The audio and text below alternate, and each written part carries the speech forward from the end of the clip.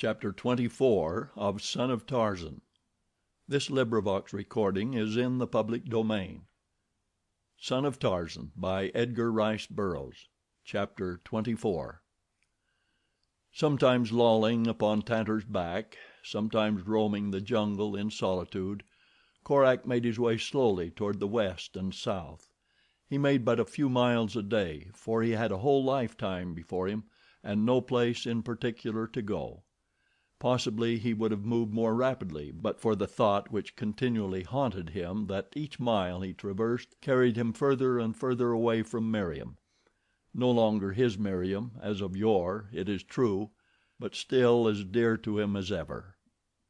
Thus he came upon the trail of the Sheik's band as it traveled down river from the point where the Sheik had captured Meriem to his own stockaded village. Korak pretty well knew who it was that had passed, for there were few in the jungle with whom he was not familiar, though it had been years since he had come this far north. He had no particular business, however, with the old Sheik, and so he did not purpose following him.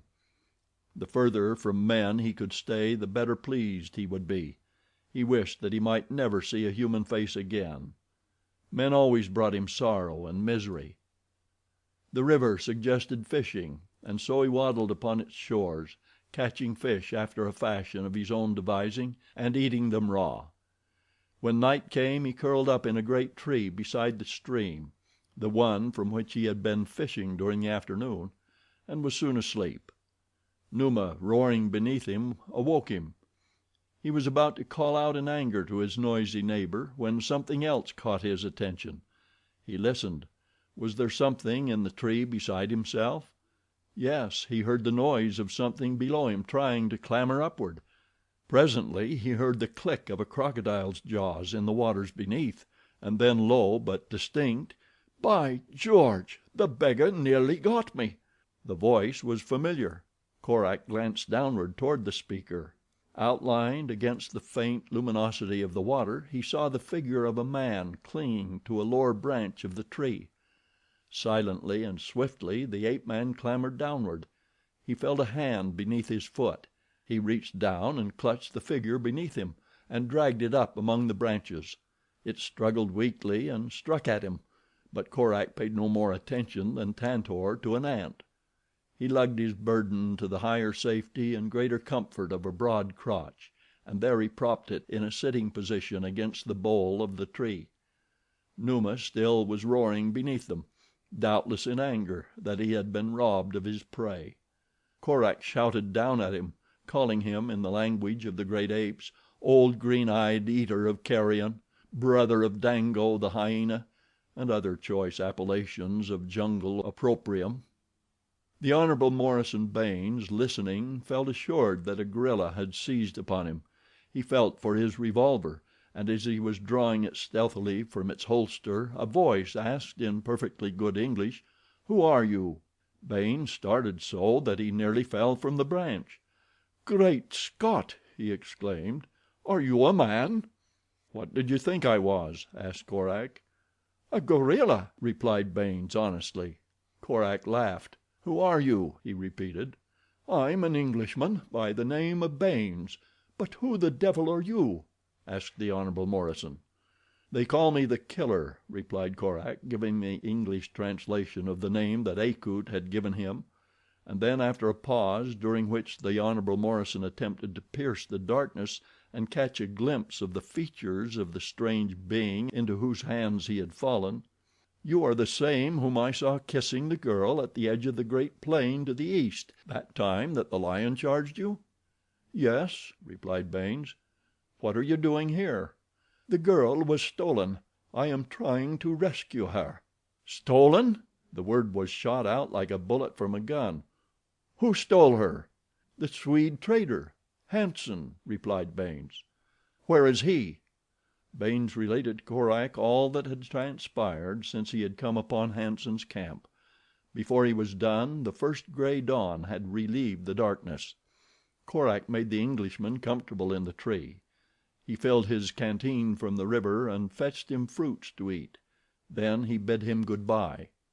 "I am going to the Swede's camp," he announced. I will bring the girl back to you here." "I shall go too, then," insisted Baynes. "It is my right and my duty, for she was to have become my wife." Korak winced. "You are wounded. You could not make the trip," he said. "I can go much faster alone." "Go, then," replied Baynes; "but I shall follow. It is my right and duty." "As you will," replied Korak, with a shrug. If the man wanted to be killed, it was none of his affair. He wanted to kill him himself, but for Meriem's sake he would not. If she loved him, then he must do what he could to preserve him. But he could not prevent his following him, more than to advise him against it, and this he did, earnestly. And so Korak set out rapidly toward the north, and limping slowly and painfully along, soon far to the rear came the tired and wounded Baynes. Korak had reached the river bank opposite Malbihn's camp before Baynes had covered 2 miles. Late in the afternoon the Englishman was still plodding wearily along, forced to stop often for rest, when he heard the sound of the galloping feet of a horse behind him. Instinctively he drew into the concealing foliage of the underbrush, and a moment later a white-robed Arab dashed by. Baynes did not hail the rider. He had heard of the nature of the Arabs who penetrate thus far to the south, and what he had heard had convinced him that a snake or a panther would as quickly befriend him as one of these villainous renegades from the Northland. When Abdul Kamak had passed out of sight toward the north, Baynes resumed his weary march. A half hour later he was again surprised by the unmistakable sound of galloping horses. This time there were many. Once more he sought a hiding place, but it chanced that he was crossing a clearing which offered little opportunity for concealment. He broke into a slow trot, the best that he could do in his weakened condition, but it did not suffice to carry him to safety, and before he reached the opposite side of the clearing a band of white-robed horsemen dashed into view behind him.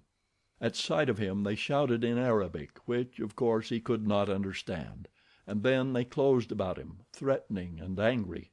Their questions were unintelligible to him, and no more could they interpret his English. At last, evidently out of patience, the leader ordered 2 of his men to seize him, which they lost no time in doing. They disarmed him and ordered him to climb to the rump of one of the horses, and then the 2 who had been detailed to guard him turned and rode back toward the south, while the others continued their pursuit of Abdul Kamak. As Korak came out upon the bank of the river, across from which he could see the camp of Malbihn, he was at a loss as to how he was to cross. He could see men moving about among the huts inside the boma. Evidently Hanson was still there. Korak did not know the true identity of Meriem's abductor.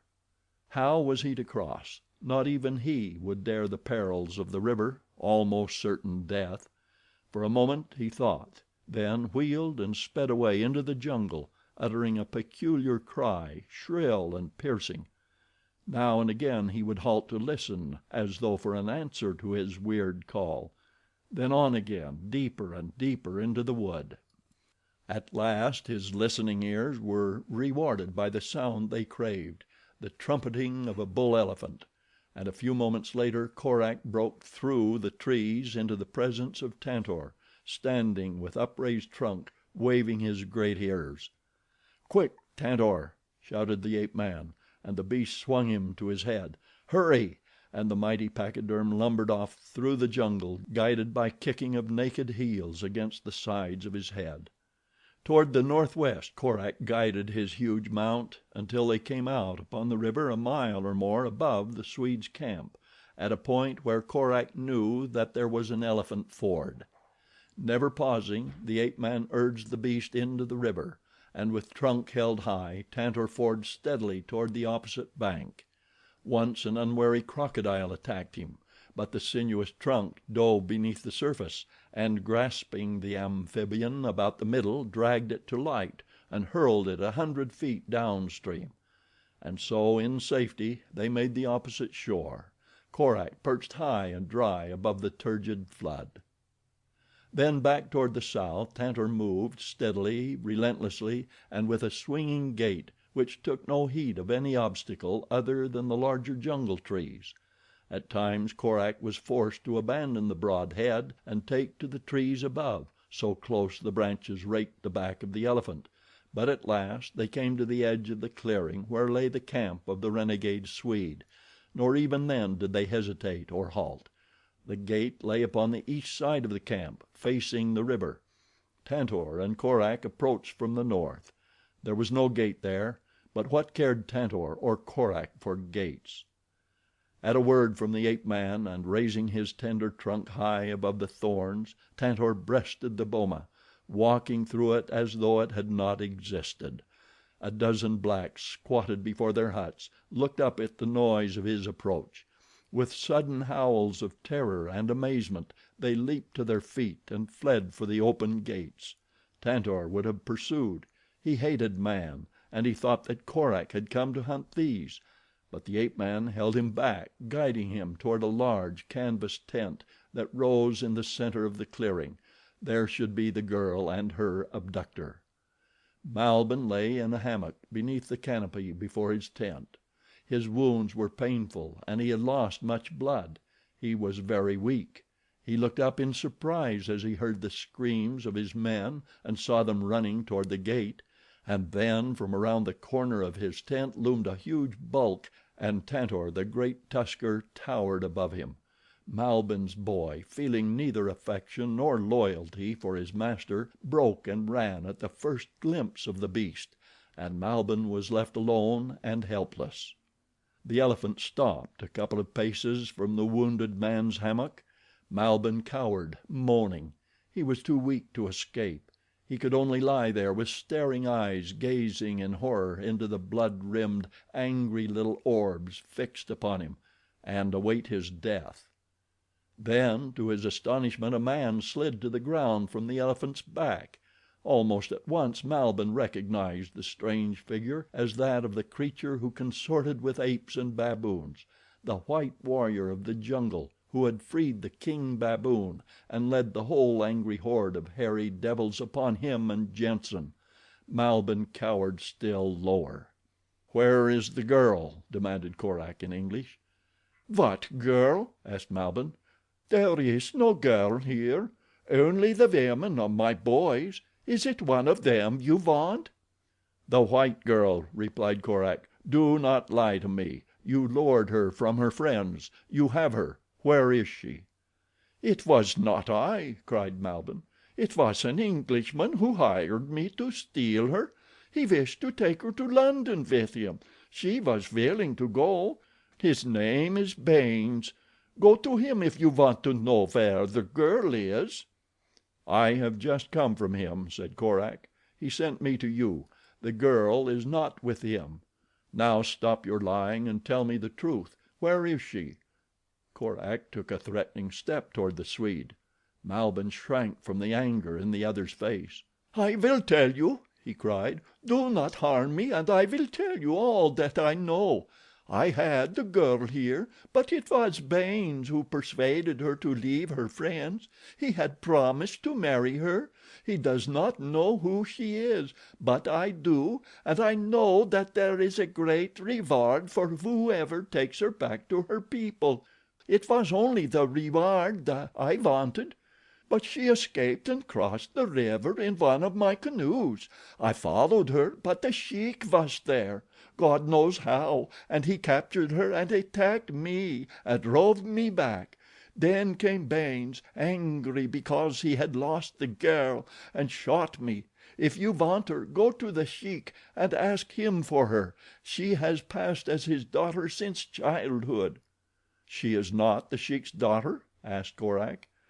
"She is not," replied Malbihn. "Who is she, then?" asked Korak. Here Malbihn saw his chance. Possibly he could make use of his knowledge after all. It might even buy back his life for him. He was not so credulous as to believe that this savage ape man would have any compunctions about slaying him. "When you find her I will tell you," he said, "if you will promise to spare my life and divide the reward with me. If you kill me you will never know, for only the Sheik knows, and he will never tell. The girl herself is ignorant of her origin." "If you have told me the truth I will spare you," said Korak. "I shall go now to The Sheik's village, and if the girl is not there I shall return and slay you. As for the other information you have, if the girl wants it when we have found her we will find a way to purchase it from you." The look in The Killer's eyes and his emphasis of the word "purchase" were none too reassuring to Malbihn. Evidently, unless he found means to escape, this devil would have both his secret and his life before he was done with him. He wished he would be gone and take his evil eyed companion away with him. The swaying bulk towering high above him, and the ugly little eyes of the elephant watching his every move, made Malbihn nervous. Korak stepped into the Swede's tent to assure himself that Meriem was not hid there. As he disappeared from view, Tantor, his eyes still fixed upon Malbihn, took a step nearer the man. An elephant's eyesight is none too good, but the great tusker evidently had harbored suspicions of this yellow bearded white man from the first. Now he advanced his snake-like trunk toward the Swede, who shrank still deeper into his hammock. The sensitive member felt and smelled back and forth along the body of the terrified Malbihn. Tantor uttered a low, rumbling sound. His little eyes blazed. At last he had recognized the creature who had killed his mate long years before. Tantor, the elephant, never forgets and never forgives. Malbihn saw, in the demoniacal visage above him, the murderous purpose of the beast. He shrieked aloud to Korak: "Help! Help! The devil is going to kill me!" Korak ran from the tent just in time to see the enraged elephant's trunk encircle the beast's victim, and then hammock, canopy, and man were swung high over Tantor's head. Korak leaped before the animal, commanding him to put down his prey unharmed; but as well might he have ordered the eternal river to reverse its course. Tantor wheeled around like a cat, hurled Malbihn to the earth, and kneeled upon him with the quickness of a cat. Then he gored the prostrate thing through and through with his mighty tusks, trumpeting and roaring in his rage, and at last, convinced that no slightest spark of life remained in the crushed and lacerated flesh, he lifted the shapeless clay that had been Sven Malbihn far aloft and hurled the bloody mass, still entangled in canopy and hammock, over the boma and out into the jungle. Korak stood looking sorrowfully on at the tragedy he gladly would have averted. He had no love for the Swede, in fact only hatred, but he would have preserved the man for the sake of the secret he possessed. Now that secret was gone forever, unless the Sheik could be made to divulge it; but in that possibility Korak placed little faith. The ape man, as unafraid of the mighty Tantor as though he had not just witnessed his shocking murder of a human being, signaled the beast to approach and lift him to its head, and Tantor came as he was bid, docile as a kitten, and hoisted The Killer tenderly aloft. From the safety of their hiding places in the jungle, Malbihn's boys had witnessed the killing of their master, and now with wide, frightened eyes they saw the strange white warrior mounted upon the head of his ferocious charger disappear into the jungle at the point from which he had emerged upon their terrified vision. Chapter 24